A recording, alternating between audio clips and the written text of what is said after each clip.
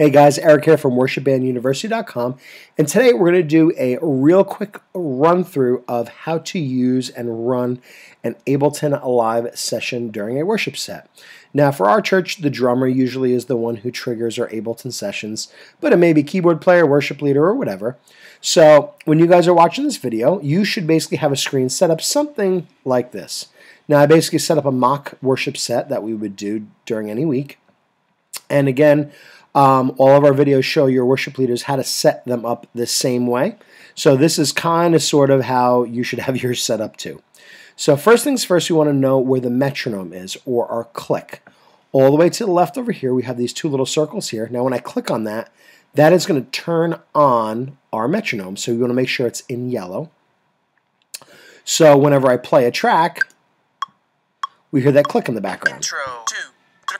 Now again, if that's off and I play it, we don't hear anything. Intro, But the tracks and the cues and everything else are still going to play. So again, make sure that is on. That is super important.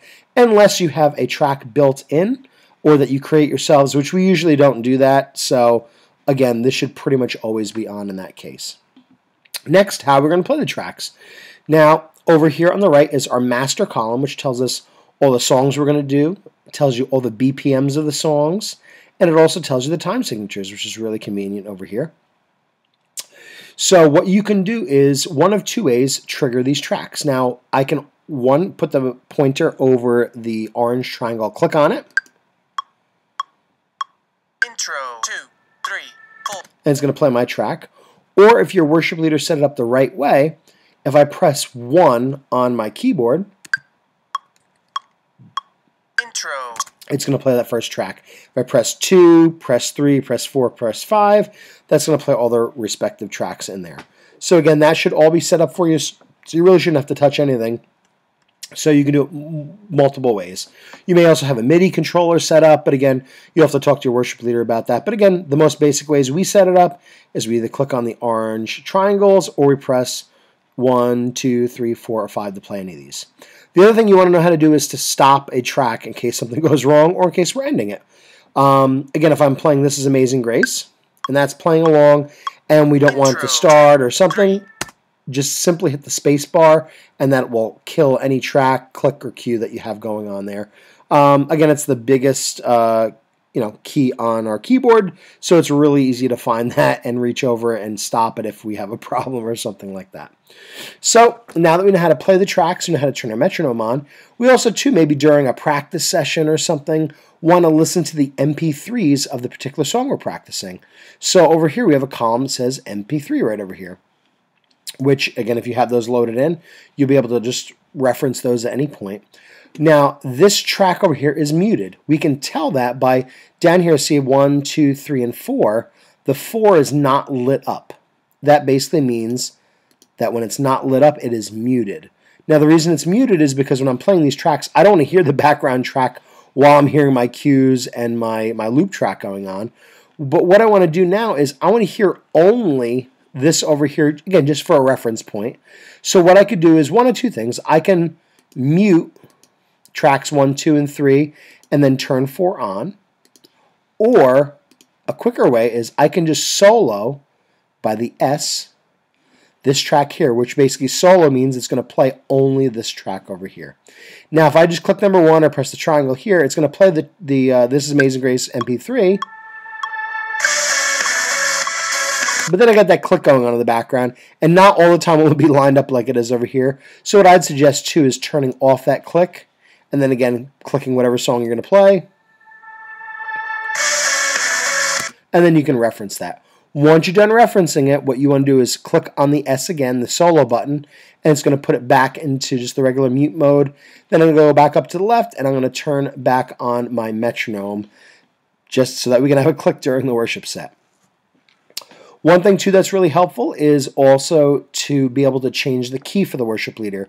Again, it may be one of those mornings, or they may have a little cold like I do right now, and they're trying to sing This Is Amazing Grace, but it's in the key of A, and that's just way too high for them to sing that morning, and they want to bring it down to another key. So what you want to do is you want to click on the track itself, which is the backing track, which will have the keyboards, guitars, maybe vocals, drums, whatever you want in those particular tracks. You're going to click on that, And then to the bottom left, we're going to go to this little sample window over here.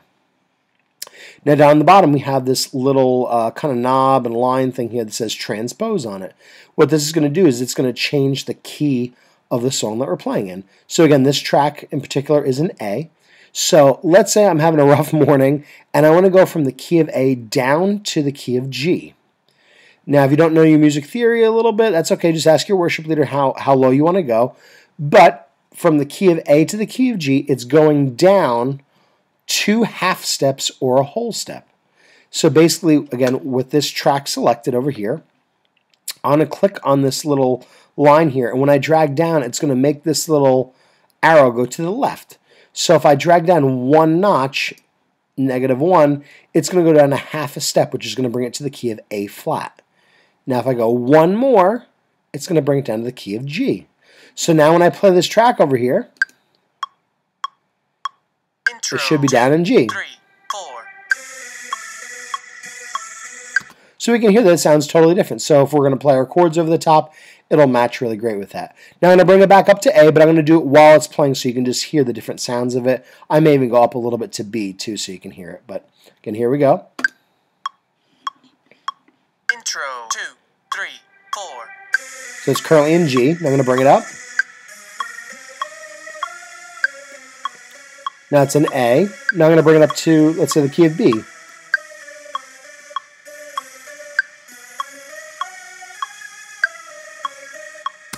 And again, it pretty seamlessly changes it to any key you want it to.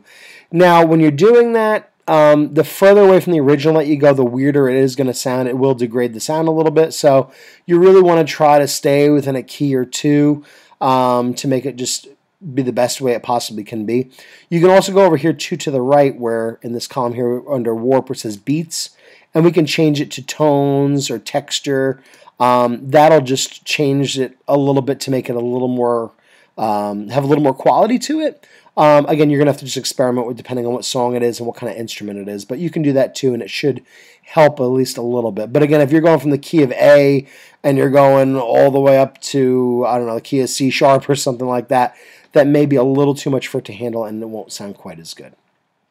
So with that said, we have pretty much all the basics we need to run an Ableton session. Again, if all else fails, you always hit the space bar. That's going to stop everything. If something's going wacky and you have no clue what to do, you can always, again, mute all of these if you want, turn the click off if you want. But again, 9 times out of 10, most things should be set up the correct way and you can make them work. One last thing, though, before we leave, what we want to do is maybe change the tempo of some of these songs. Again, let's say we're doing, This Is Amazing Grace, and maybe it's just a little too fast for what we're doing, and we want to slow it down a little bit. What I simply do is I'm going to click on this and then right-click and rename it. Now, over here, what I can do is I can just type in what BPM I want. So let's say it's at 98, but I want to do it at, let's say, 95. I'm just going to delete the 8, change that to a 5, hit enter. Now it's going to change the tempo of the song. Intro, 2, 3, 4. I think it's at a little slower tempo. If I want to do it again and, go down to, let's say, 85 for some reason, not that you'd want to, but just so we can hear it, I can do the same thing. Intro, 2, 3, 4. And it changes the speed. Again, the further away you go from the original, it is going to sound a little bit weird, so I really wouldn't go more than really even 5 BPM if you're going to change it. Again, most of the time we just want to kick it up a notch or slow it down a little bit, so you should be okay. So again, we can do that on any of these tracks, and it'll automatically change all the cues and the tracks as well, too, so that'll all line up a really great way. So have some fun with that. That's your basics to go through it. If you want to learn a little bit more, just go to some of our other videos, and you can learn how to even set this whole thing up yourself. But for now, those are the basics that you need to get going. So have some fun, watch it over and over again, learn it, memorize it, and we'll see you guys next time.